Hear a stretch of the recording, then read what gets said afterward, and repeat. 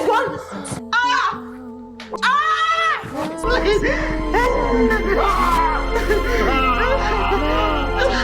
Hi guys, my name is Debbie Imuru and this is Dazzle with Deb.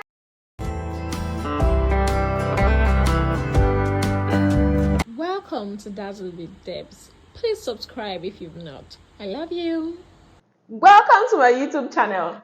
I really didn't think I was going to do a movie review today because I really want to take time out for me to rest and recuperate. And there's always the beauty of taking a few steps back, analyzing all that you have done, and try to see how you could do things to get better. So yeah, that's the phase that I was in.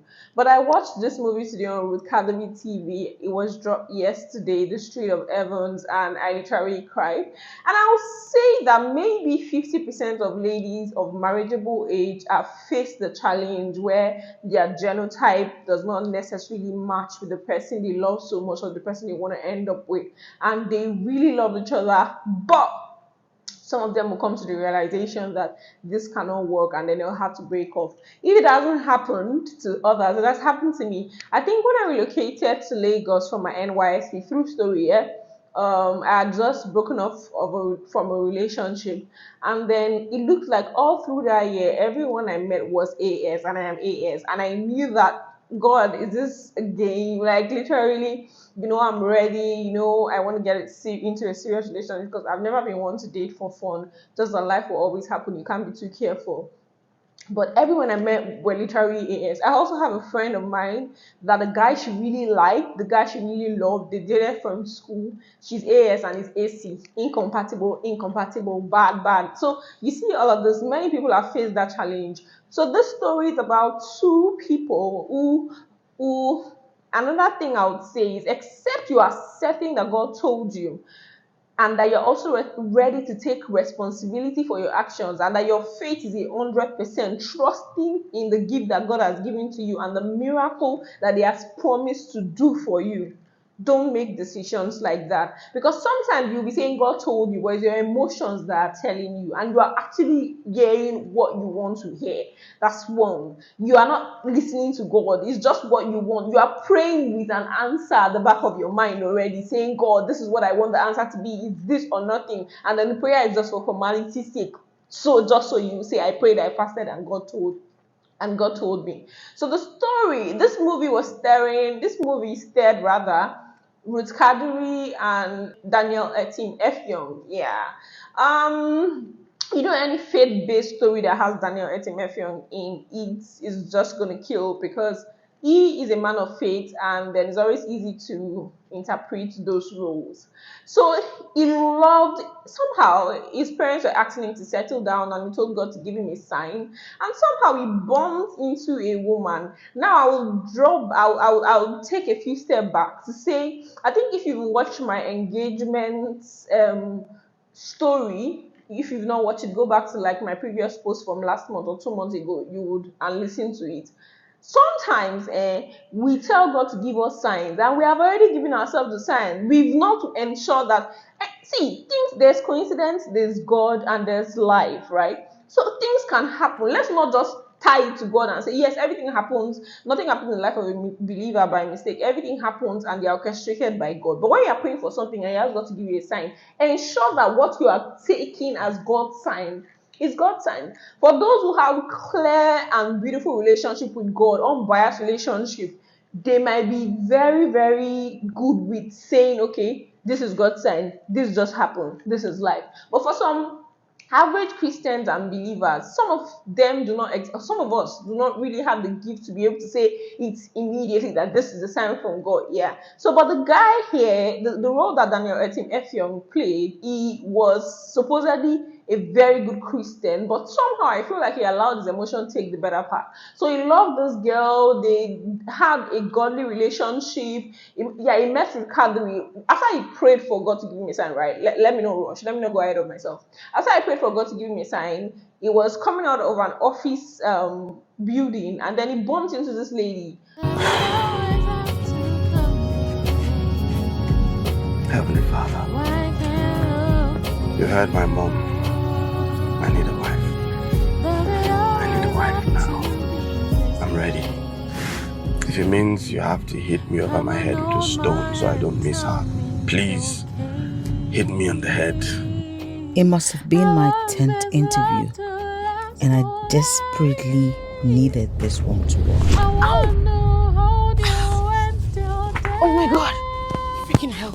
Here. You're going to be my wife. No, I'm not. Yes, you are. Trust me. No, I'm not. You just didn't know it yet, but you are. What are you talking about? You want to know something funny? The day we met, I had prayed and asked God to give me a sign when I meet my wife. And you fell right into my arms. Paul, I didn't fall right into your arms. But you did. No. Yes, you did. Okay, That's not fine. true. You tripped and fell Did you push into me? my arms. Did you push me deliberately? No, I didn't. This lady was with Kadri, and then he just saw it as, oh, God has given me the sign. And then he went to church and then found the lady in his church. So the same way I said, it's too much of coincidence in my own story that my boss is the same person I was chatting on Facebook, that this is God's sign. Let's stop interpreting for God. Let's allow God to do it. Let's stop gaslighting him or forcing him into giving us the answers we want.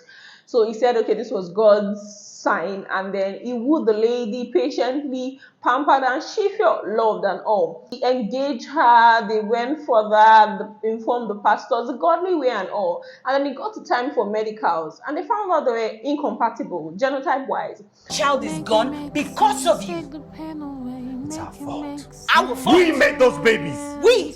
Well, you said you heard from God, didn't you? What changed? Because you manipulated me into believing your lies. Oh, you were not a child. At some point, you have to look in the mirror and take responsibility for your actions. We both made the decision because we were both in love. I can remember sometime last year, I did a video on here saying, mentioning names of tests that people should do before they get married. And someone that I was in, I think I was either in a talking stage, okay, it wasn't last year, right? But one of those years, someone I was talking to, not talking to, but just, yeah, someone I was talking to said that I was, okay, apparently we had sat one-on-one before to have a conversation, and then I think we met at the wedding, so I asked the same question because I was telling him about my past. Then I think I was single. I was telling him about my past, about relationship, blah blah blah. And somehow I asked, "What's your genotype?" Because that's a question that comes easy for me. Number one, because I'm a medical person. Number two, because I have been a victim of not asking for genotype fast enough and wasted my time, and then it wasn't easy for me to get out because my emotions had been built. Number three, because it just comes easy for me, and I feel like when you're getting to know someone, that's one of the first questions to ask before you start to build up emotion, just so you know how to structure yourself and know that, oh, Debbie, this is a no-go area. So I asked that question, and then somehow when we got talking afterwards, when I made that video, he came back to say there was something about that question that he was screaming desperation or something, that he just thought that any lady asking that question, I don't know how he interpreted it, but that was what I understood. Before I started to apologize and say, oh, that's not what he meant, I just felt, so you have a problem with me asking for your genotype. Moreover, we're not even compatible. So would it have been better for me to just flow along, since the energy was 100 and then we keep wasting our time before we realize afterwards that we're not compatible? So I feel like it's a question to ask, right? It's a question to ask. So yeah, they did their medicals and they found out that they were not compatible. But Daniel, rather, let's just keep it simple, Daniel and Ruth. So Daniel kept insisting that he had prayed, he had fasted, and this was God's will, that God showed him the sign, that God told him that they were meant to be for each other, that don't they have faith, that blah, blah, blah, just a lot of things. And she was saying, she loved him, but she was saying, are you sure, are you sure? Now, I wouldn't blame him for that decision because there were two adults. If God has told somebody something, he should be able to tell you. And if you don't hear from God, you should know that this is not the will of God, most likely. Yeah. He should tell you. Yeah, especially in critical situations like that. Because first of all, there is reality. Secondly, there is faith. And thirdly, there is the conviction. I'm not saying there are not extreme cases where God will say so people should marry regardless of their genotype because of the plan he has for them to win souls, or because of the mission purpose or whatever.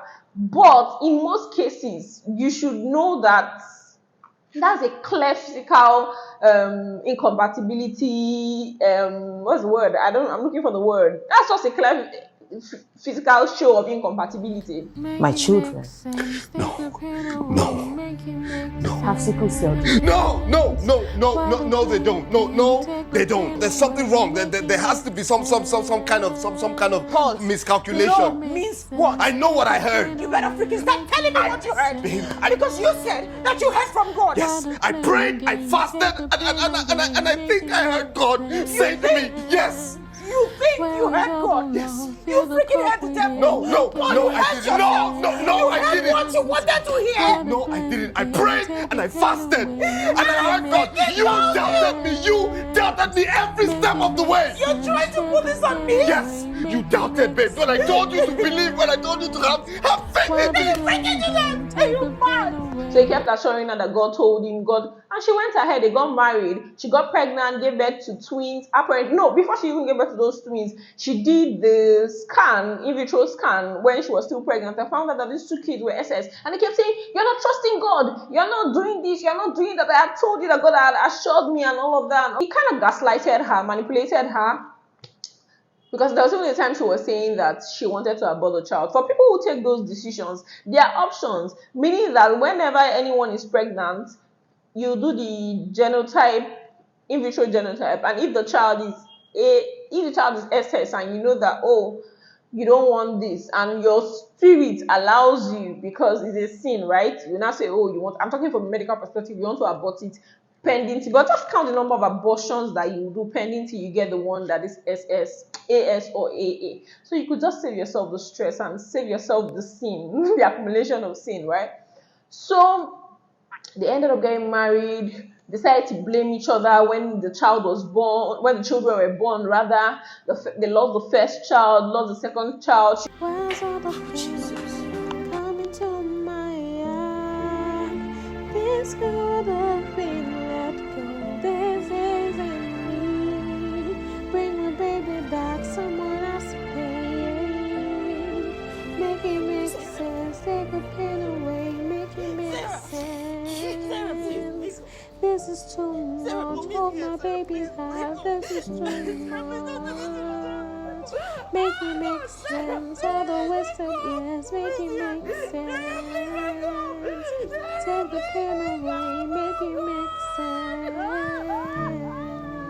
She almost lost her mind. I don't want to just tell you all of the movies, but I feel like you need to go watch this movie. You need to go watch this movie. So you know that I'm not saying AS cannot marry or AC cannot marry, but you must have the money. You must be ready for the sacrifices. In fact, you cannot marry based on normal things if you want to have like a clear marriage when it comes like to childbirth and all that, except you don't want to have children. But if you want to have children, you should know what you're getting into. You should know what is involved. You should have the money to find other options, or you should be ready to adopt. So those are just the things. So this movie is very interesting. The Street of Heaven is a movie that teaches a lot of lessons. Nothing is diluted. I was waiting for the miracle part where one of the child was going to leave and they were going to live happily ever after. But I'm so happy about Nigerian movie industry, the way they are embracing genuineness, and then the storylines are really, really, really true, honest, and all of that.